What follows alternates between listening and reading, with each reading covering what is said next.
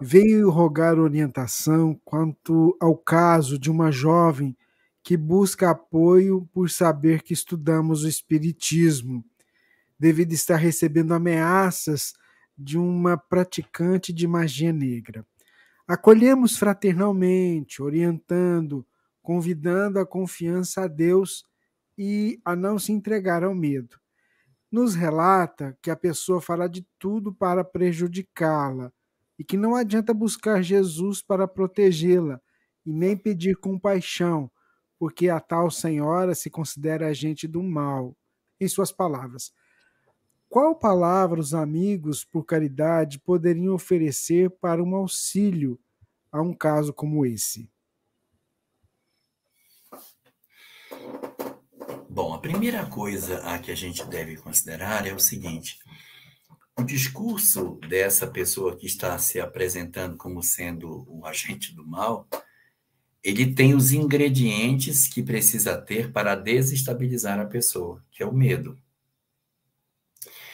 Isso acontece muito em reunião mediúnica, onde as pessoas que se manifestam nos espíritos dizem assim: eu vou destruir vocês, eu conheço vocês, eu vou acabar com vocês. Isso é dito nas reuniões mediúnicas.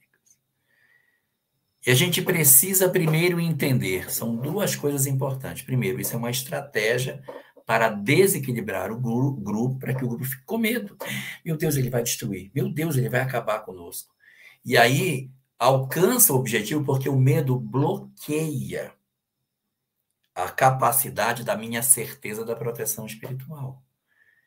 Então, se eu acolho a ideia de que o outro é capaz de fazer isso, eu simplesmente quebro as barreiras de proteção que eu poderia ter, porque eu agasalho dentro de mim a hipótese de que o outro realmente tenha poder de fazer. E aí, mesmo que ele não esteja conseguindo fazer, eu atribuo a ele aquilo. Se eu sentir uma dor de cabeça, se eu bater o carro no trânsito, se naquele dia eu me senti mal, se eu me aborreci no meu trabalho, sabendo que é ela está fazendo, ela está fazendo. Então, eu acabo sendo atingido pelo meu próprio medo. Eu até contei uma história, eu acho que foi no primeiro que Pinga Fogo, a história de Nasruddin. Que Nasruddin, vou contar rapidamente.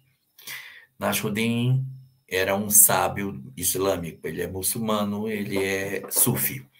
Então ele vem andando numa estrada, ele se defronta com a peste.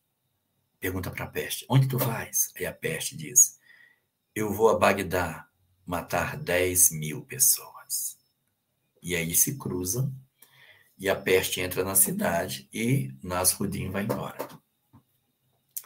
Tempos depois, Nasruddin encontra com essa mesma peste num outro lugar, na estrada. Aí quando ele encontra com a peste, ele pergunta para a peste: por que você mentiu para mim? Aí a peste diz: mas eu não menti para você, mentiu? Você me disse que ia matar 10.000 pessoas, você matou 100.000 pessoas. Aí a peste disse: não, eu matei 10.000, os outros 90.000 morreram de medo. Então, às vezes, esse pretenso mal que quer nos atingir, ele, na verdade, não tem a motivação verdadeira de fazer o que vai fazer. Não tem.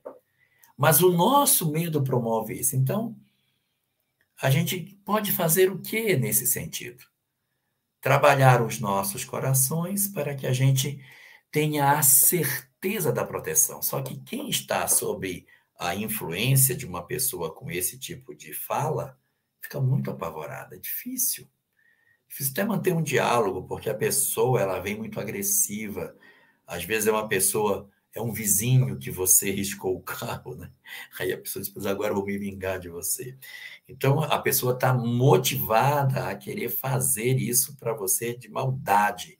Só que se você se apavora, você potencializa tudo aquilo que o outro pode fazer. Mas se você estiver sereno, tranquilo, você não irá experimentar aquilo que não seja absolutamente aquilo que a vida tem para lhe oferecer. Eu sugeriria para quem fez a pergunta ler a mensagem Está no Livro da Esperança, capítulo 78. É sobre prece. Dá uma lida lá, que é uma mensagem espetacular. É uma das 5 mensagens que eu considero mais extraordinárias que a gente tem na doutrina espírita. Dá uma lida lá, capítulo 78 do Livro da Esperança. Aí o pessoal que está consultando os livros, dá uma olhada lá, qual é o nome da mensagem para mim, por favor. E essa mensagem ajuda a gente a entender que é a oração aliada às boas obras que nos fortalece. Então, o que eu ofereceria para essa moça que procurasse? Que ela tivesse a compreensão de que a vida não vai permitir com que os maus façam conosco aquilo que se quiser. Não porque a gente vai se opor, vai criar uns anjos para defender, para lutar, não. É porque a maior força que existe no universo é o amor. Não é para a gente assim, pois então eu vou colocar uns espíritos para proteger, para lutar contra, para levantar a espada. Parem com isso. Banhemo-nos no amor. Enchemo-nos de amor. Que ela ore por essa mulher que deseja fazer o mal. Que ela ore por todas as entidades que, de alguma forma, estão vinculadas a esse processo de sofrimento.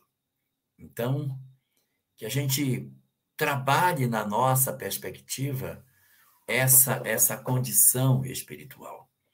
Que a gente busque no íntimo das nossas almas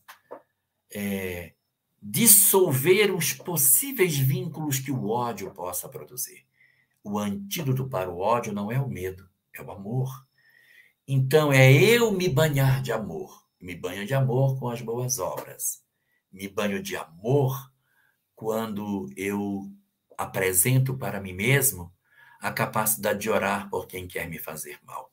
Orar pelas entidades que ela possa estar direcionando. Orar pela própria mulher que está se apresentando na minha vida.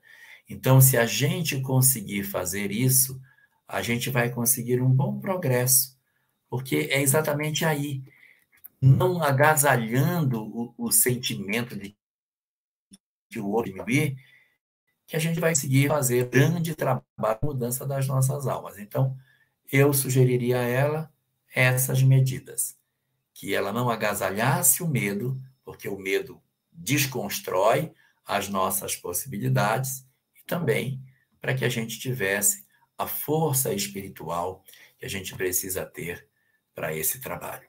Então, para esse trabalho dessa jovem que está assim, eu tenho que ter muita paciência com ela, porque eu já atendi muitas pessoas com medo, e é muito difícil atender. Porque a gente fala e a pessoa está bloqueada no medo. Não, mas ela vai fazer. Não, mas ela vai conseguir. É esse sentimento que promove o êxito, não necessariamente do mal que se queira fazer, mas de eu achar que tudo que acontece em cima de mim vem do mal que se queira produzir. Eu tentaria desconstruir essa leitura, fazendo com que ela devolvesse com amor, orando, protegendo seu lar nas boas obras. Eu acho que é esse nome, Em Louvor da Prece, capítulo 88, esse mesmo. Essa mensagem é linda, linda, linda, linda, linda, linda, linda. E eu sugiro que ela leia, que se leia essa mensagem para poder conversar com ela com mais proveito.